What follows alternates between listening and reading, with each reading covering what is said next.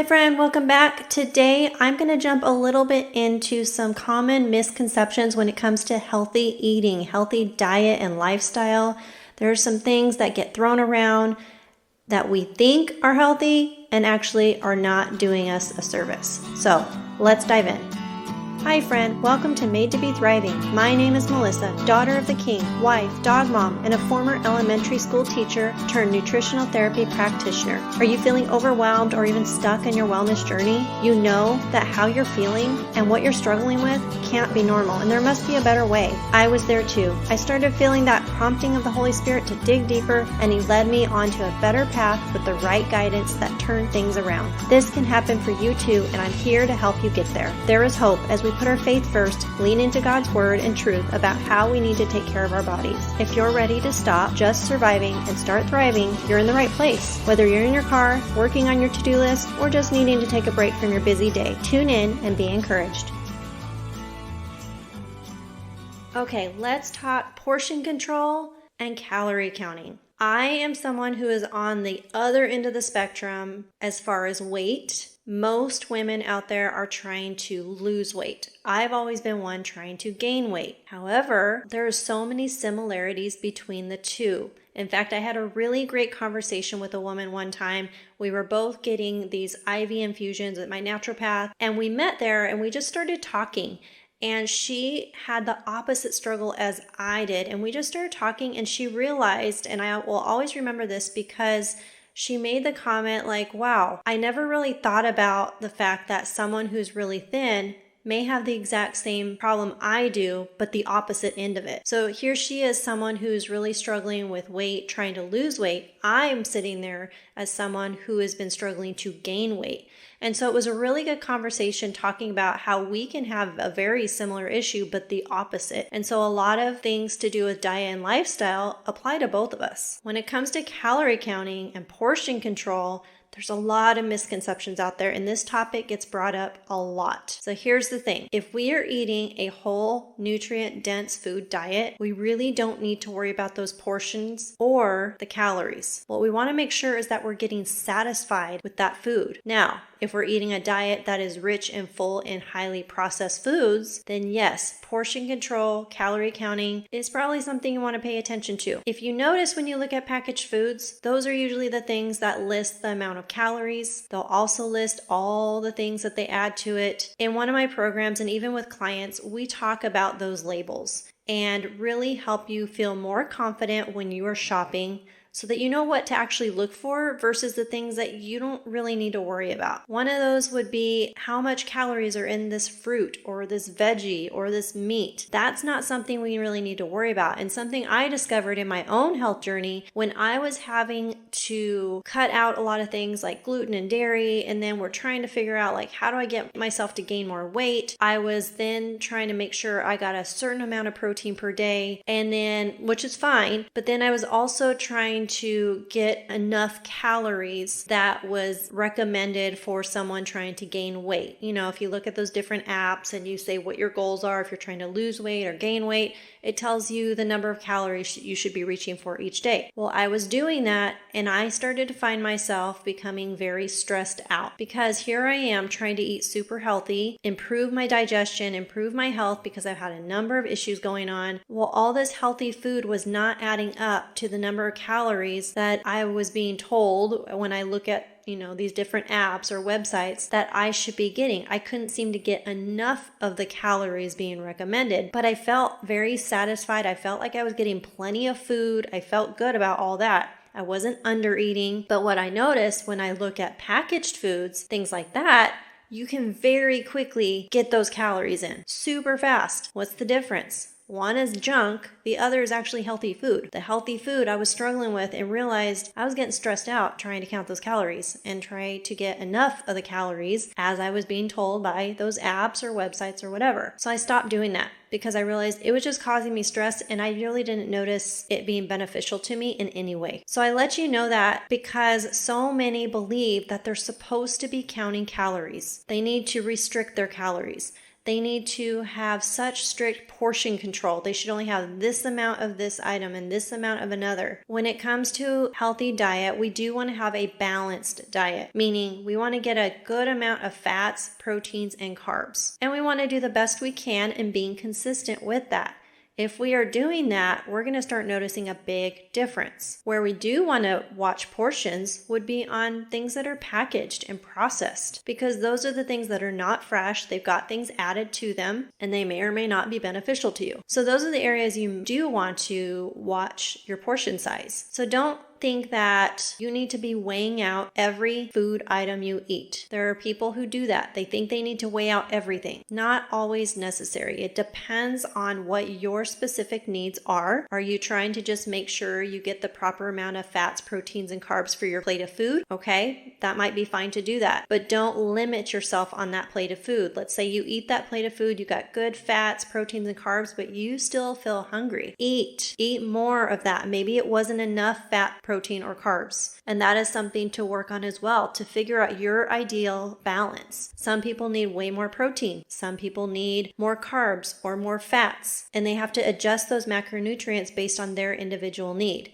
This is where becoming in tune to your body, paying attention to those signs and signals that it's sending you are really helpful. So next time you're eating, if you're someone who has been really doing a strict portion control, calorie counting type of routine, I encourage you to look at what you're actually eating. If it's fresh food, stop. Stop counting the calories. Stop worrying about the weight of the serving or making sure you get the proper serving size. Really listen to your body and eat till you're satisfied if it's a nutrient-rich diet. Now, if you're still eating a diet that involves a lot of packaged foods, you're eating out, going to restaurants, if you're going to drive-thrus, things like that, you definitely want to be careful about the amount that you're consuming of any of that.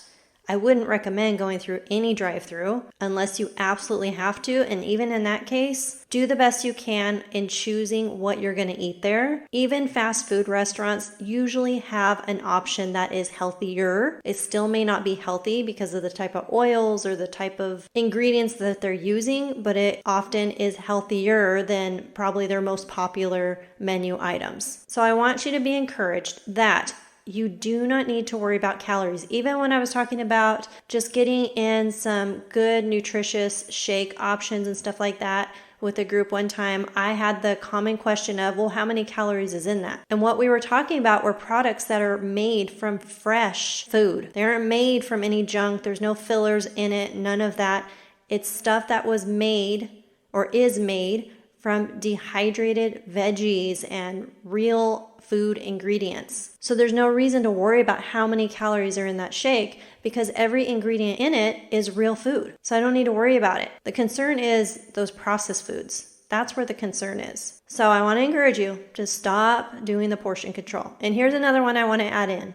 Fats are your friend. I'm going to say it again. Fats are your friend. Good fats. The highly processed trans fats, those are the ones causing so much inflammation. They're often the cause of weight gain. I've had clients that through just cleaning up their diet, getting rid of those inflammatory oils, inflammatory ingredients, becoming more aware of what they're choosing to eat and really focusing on fresh foods, started dropping that unhealthy weight. They weren't on some special weight loss diet or anything like that. They were just cleaning up their diet, learning what to look for, what to avoid, and just eating healthier. Eating healthier is not just eating salads. Sadly, there are so many people out there who believe that if you are someone who is eating a healthier diet, oh, you just must eat salads all the time, right? No, I eat real food. Sadly, we hear that all the time, and that is because of the culture. It's because of the standard American diet. People assume healthy diet means you just eat salads. Nope. We eat meat, we eat veggies, we eat fruit, we eat nuts, we eat seeds, we eat whole grains. We eat real food and we don't saturate it in trans fats like vegetable oil, canola oil, any of that. Those are so inflammatory. They cause a whole lot of problems.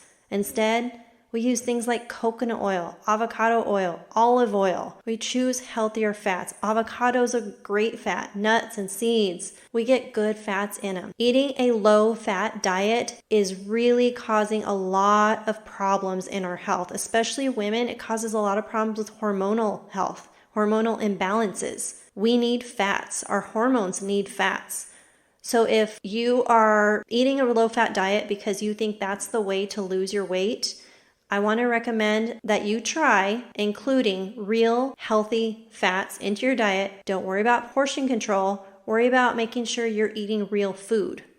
Get rid of the inflammatory oils, get rid of the inflammatory ingredients, and see what happens. I would not be surprised to hear that you're losing some unhealthy weight as a result of getting rid of all that and starting to become more aware of what you're eating, what you're consuming. So give it a try. Just make the switch to what you're eating. Now, if you're someone who's on the flip side and you're trying to gain weight, we just need to make sure that we're eating good, healthy food. There's usually foundational imbalances going on that are causing us not to be able to gain weight, like malabsorption, digestive issues, things like that. Those are things I personally have been working through.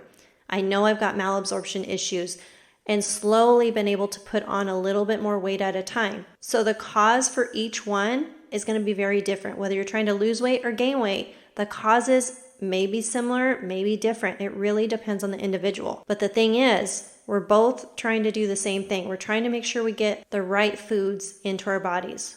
We want to make sure we get enough to eat. We don't want to overeat. When we eat, we should feel satisfied. We don't want to eat to the point where we're so full it's miserable. That is not a healthy way to eat. We do want to eat to the point of being satisfied, and also what we're eating should be good, healthy, nutritious food. Okay, so start working on that. If this is all new for you, start with even one meal a day of being really healthy and nutritious, whether it's your breakfast, your lunch, or dinner. Choose one of those meals and start making that a healthier meal every single day. And as you get good at that, add in another meal where you're also making it a healthy, nutritious meal.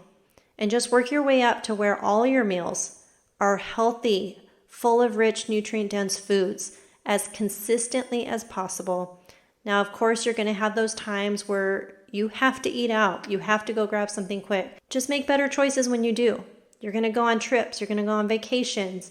And the options may not be the best. We do the best we can. It's not about being 100% perfect in how we're eating and how we're living. It's about making progress along the way and not feeling miserable with what we're putting in our bodies. So pay attention to how foods are making you feel. And if you notice symptoms as a result of things you're eating, you might need to cut those foods out. If it's a healthy food, you may just need to cut it out for a time until things get back on track. You address the foundational issues and all of that. If it's an unhealthy food, well, we probably want to cut it out anyways, right? So I hope this is helpful. Like I said, this is something that is really common. So many are always saying, oh, I want to lose weight, so I just need to be on a low-fat diet. I need to count my calories. I need to do portion control. That's going to help me. It might help you temporarily, but it's no way to live. We need to enjoy our food. You will drop unhealthy weight if you're making healthy dietary changes. And if you are doing all of that, you're eating really healthy food, you're eating to the point of being satisfied, you've gotten rid of all the inflammatory foods and things like that, ingredients, then maybe there's something else going on that we need to address. Remember, we're all individual, so there can be different things going on that we need to tackle. But my biggest tip is start with what you're eating. Start making swap outs. And if you need help with that, I've got something coming very soon, so stay tuned. For a future episode, I will be sharing about a wait list for you to get on if you're interested in getting help in all of this. We got something coming. So stay tuned for that.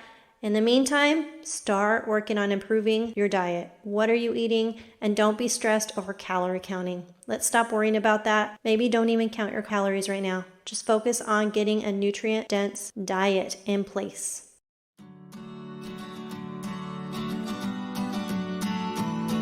Hey friends, if this podcast encouraged you and taught you something new, leave a review, and hit that subscribe button. The next thing you can do is share this podcast with a friend or even in your Instagram stories. Don't forget to tag us at Made to Be Thriving. Come connect with us over in our Facebook community or send us a DM over on Instagram. I pray this has blessed you in some way and you find encouragement knowing you are not alone in this journey. There is always hope, and let's focus on making the progress that is possible. Information provided to date are for informational and educational purposes only. The information and education provided is not intended or implied to supplement or replace professional medical treatment, advice, and or diagnosis. I'll meet you back here soon.